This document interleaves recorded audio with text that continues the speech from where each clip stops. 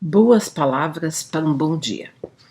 Hoje eu quero citar de novo um tema que nós já falamos aqui, mas a partir das reflexões de um livro muito interessante do Leonardo Boff chamado O Rosto Materno de Deus.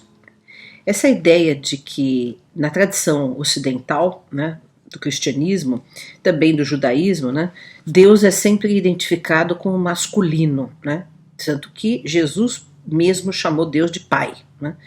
Então, nós temos essa fixação de que Deus seria um masculino.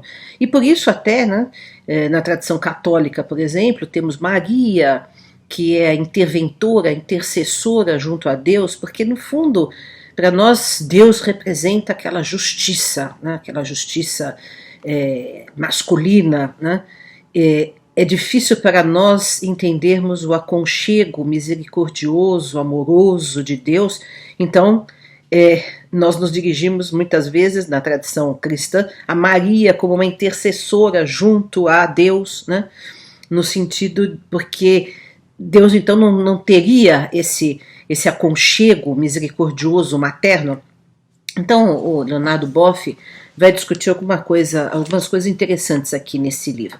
É certo que há muitas partes do livro que são específicas para católicos, e protestantes talvez, porque ele mergulha nesta teologia da Santíssima Trindade. Vocês sabem que para católicos e protestantes Deus é uno e trino, Pai, Filho e Espírito Santo. Para muçulmanos, judeus, espíritas, Deus é uno, não é trino. Então, por exemplo, para um muçulmano, que eu já até falei sobre isso aqui, Jesus é um grande profeta, mas não é Deus encarnado. Também para os espíritas, Jesus é um grande espírito iluminado, que já atingiu a perfeição, mas não é Deus. Então, existem essas nuances teológicas.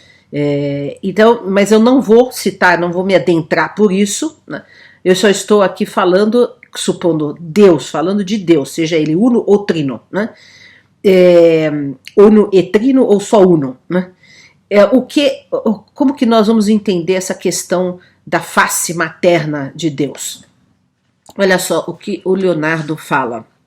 A era patriarcal, na qual todo valor era capitalizado para o masculino, nos permite entender a concentração das imagens pai, filho e outras aplicadas a Deus. Elas não são meras atribuições culturais, dizem algo de real e verdadeiro, de forma analógica de Deus, mas também ocultam. Quiçá é chegado hoje o tempo em que a outra face de Deus, feminina, materna, tenha encontrado condições históricas de se revelar. Os movimentos feministas, a reflexão e as práticas da fé, atentas a esta virada do eixo da história, seriam os veículos dessa revelação divina. Ao descobrirmos o feminino em Deus e ao invocá-lo como mãe, não estaremos vinculados a dados sexuais, claro, porque Deus é espírito, mas a qualidades femininas e maternas que se realizam absolutamente em Deus.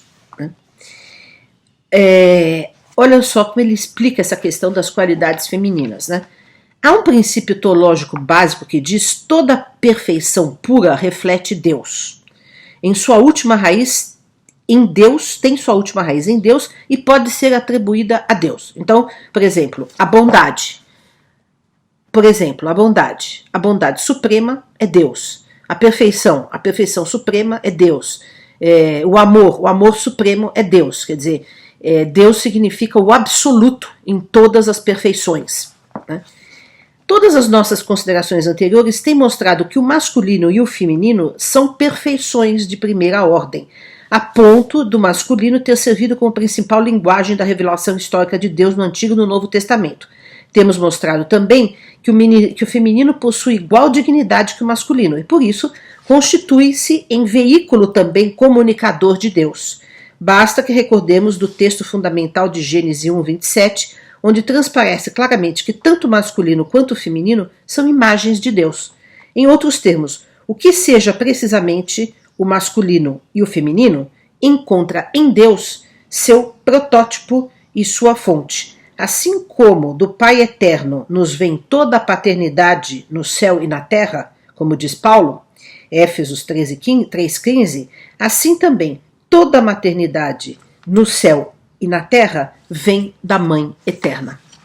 Então vejam que hoje nós compreendemos que em cada ser humano nós temos o princípio feminino e masculino, né? Como diz Gilberto Gil ali naquela música maravilhosa Super-Homem, né? A minha porção mulher.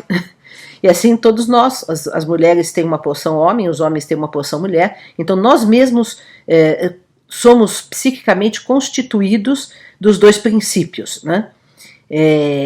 Agora, se existem esses dois princípios, essa dualidade em nós, né, e no mundo, né, que conhecemos, visível, então, claro que essa dualidade está também em Deus, que em Deus é uma unidade. Então, Deus é justiça, mas é amor, né? Deus é aquilo que representou para nós até hoje uma masculinidade, porém temos que pensar bem que masculinidade é essa, porque não é uma masculinidade violenta, não é uma masculinidade constituída no abuso, porque essa é uma masculinidade patológica, que agora nos cabe inclusive desconstruir no mundo, né? Mas uma masculinidade saudável, assim como uma feminilidade saudável, né, encontram a sua perfeição máxima na divindade, né? E por isso podemos sim chamar Deus de pai e de mãe. Podemos sim sentir que Deus nos acolhe, nos ama, nos protege, com a mesma solicitude de uma mãe eterna. Essas foram as nossas boas palavras para um bom dia, refletindo aí sobre o masculino e o feminino no eterno.